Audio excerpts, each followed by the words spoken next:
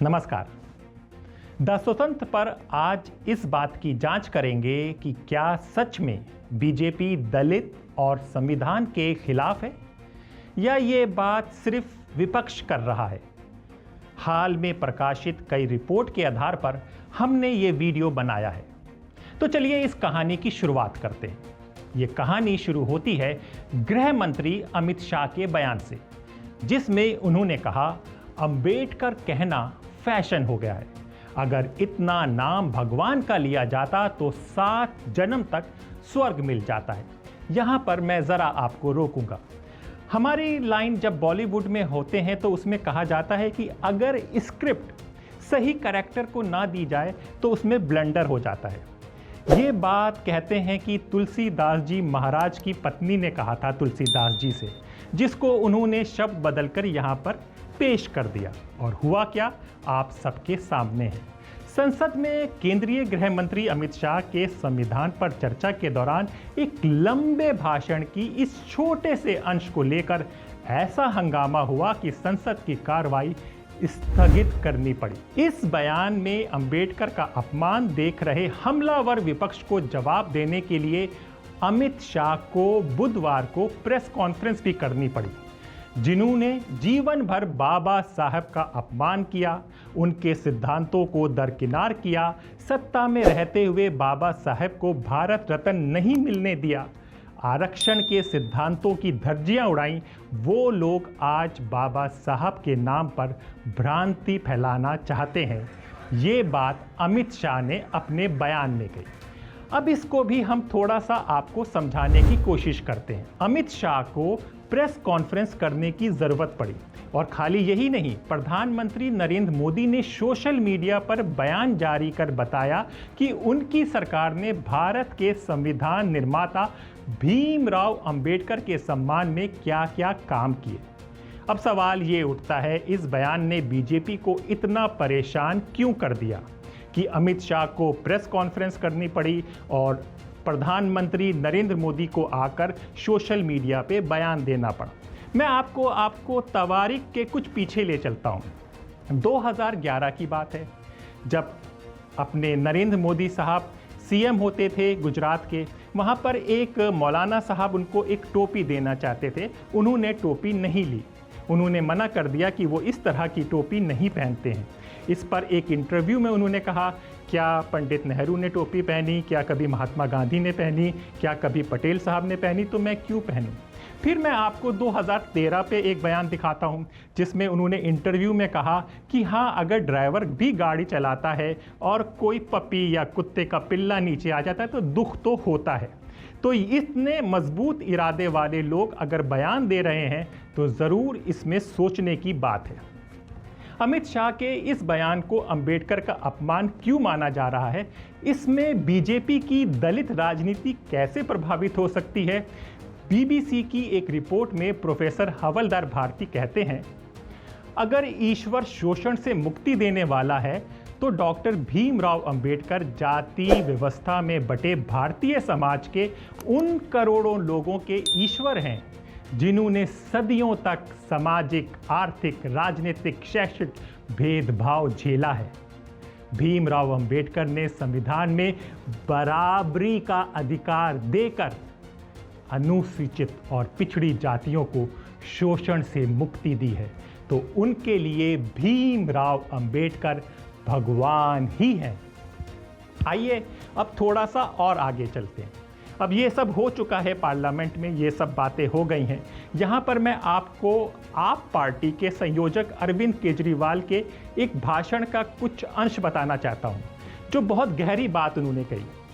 उन्होंने कहा कि अमित शाह के कहने का जो तरीका था, जो लहजा था, जिस अंदाज में उन्होंने ये बात कही कि आप अगर इतनी बार अंबेडकर अंबेडकर अंबेडकर करते रहते हो, अगर इतनी बार आपने भगवान का नाम लिया होता तो वो मिल जाता। उनका लहजा ये बता रहा था कि वो कितना प्यार, कितना सम्मान संविधान का और संविधान के निर्माता बाबा साहब अंबेडकर का करते हैं।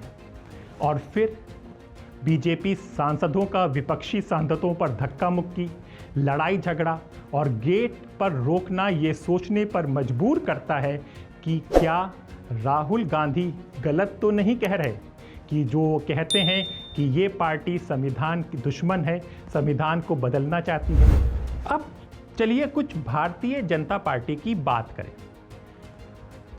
लंबे समय तक ये कहा जाता रहा है कि ये पार्टी यानी कि भारतीय जनता पार्टी ब्राह्मणों और बनियों की पार्टी है, लेकिन बीजेपी ने पिछले एक दशक में इस पहचान से आगे जाकर हिंदुओं की समाज की दूसरी जातियों को भी जोड़ने में कामयाबी हासिल की है। बीजेपी की कोशिश रहती है कि जातीय पहचान की राजनीति हावी ना हो और बहुसंख्यक हिंदुओं की धार्मिक पहचान की राजनीति मजबूत हो।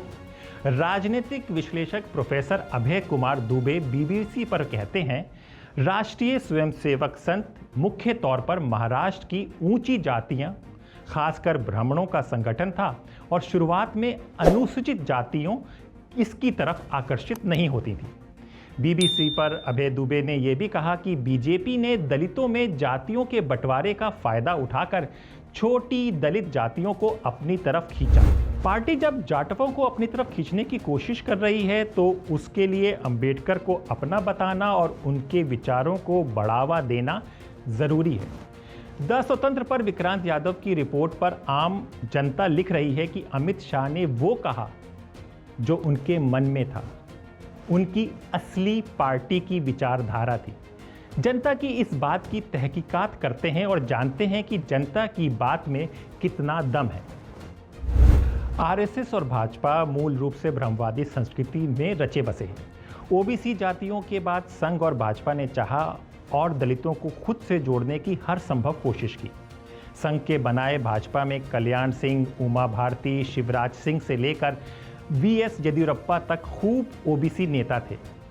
और हाँ, प्रधानमंत्री नरेंद्र मोदी कभी खुद को दलित बताते हैं, कभी महादलित, लेकिन वो हिंदुत्व और वो भी ब्रह्मवादी हिंदुत्व की खांटी चेहरे हैं। एक रिपोर्ट में पूछा गया, क्या केवल राजनीति के दबाव में संघ परिवार और भाजपा पिछड़ी और दलित जातियों से जुड़ने को मजबूर हुई हैं? और अगर भाजपा इतनी स्वर्णवादी है तो पिछड़ों को इससे जुड़ने में दिक्कत क्यों हुई? तो बताया गया कि पिछड़ी जातियों ने अपने सामाजिक और सांस्कृतिक ढांचे में ब्रह्मवादी संस्कृति को आत्मसात कर लिया, इसलिए उसको भाजपा से जुड़ने में कोई परेशानी नहीं हुई। वो खुद को क्षत्रिय की तरह देखते हैं और वेदों से निकले देवी देवताओं और पंडितों को पूजते हैं। वो केवल अपने से नीची जातियों और मुसलमानों से भिड़ते हैं, ऊपर वालों से नहीं। इसलिए ओबीसी का ब्रह्मवाद संघ को अपनी हिंदुत्व की राजनीति के लिए ठीक लगता है, लेकिन दलित समूहों के जीने की अपनी ज़रूरतें और तौर तरीके ब्रह्मवाद के घोर विपरीत हैं। दलितों में गाय, भैंस, सुअर खाने जैसी ज़रूरतें और आदतें हैं। वो वेदों के बाहर के देवताओं की पूजा करते हैं जो शराब और मुर्गी का भोग लगाते हैं। ये बातें हमारे इस ढांचे में यानी कि भाजपा के ढांचे को कई बार नकारती हैं और संघ की संस्कृति के लिए समस्या पैदा करती हैं। दूसरी वजह यह भी है कि दलित अंबेडकर और काशीराम की जगाई चेतना की वजह से सीधे ब्राह्मण, ठाकुरों और वैश्यों पर हमला करते हैं। अब आरएसएस के पास इसका कोई जवाब भी नहीं है, क्योंकि आरएसएस के जो भी सरसंघ चालक जिसे कहते हैं, वो जो भी हुए हैं वो ब्राह्मण हुए हैं। अगर एकमात्र गैर ब्राह्मण हुआ भी है तो वो भी ऊंची जाति से आते थे, यानी कि ठाकुर थे। और फिर सबसे बड़ी बात ये भी है कि जब जब जय श्री राम का नारा लगाया जाता है तो कोई ना कोई दलित चिंतक शंभुक की कहानी लेकर बैठ जाता है। वही शूद्र शंभुक जो था तो ऋषि, लेकिन उसे अपनी जान राम के आदेश पर गंवाना पड़ी थी क्योंकि वो जाति से शूद्र था। इन सब से बचने के लिए संघ परिवार और भाजपा ने 90 के दशक से दलितों के बीच सामाजिक एकता, मिलना जुलने का अभियान शुरू किया।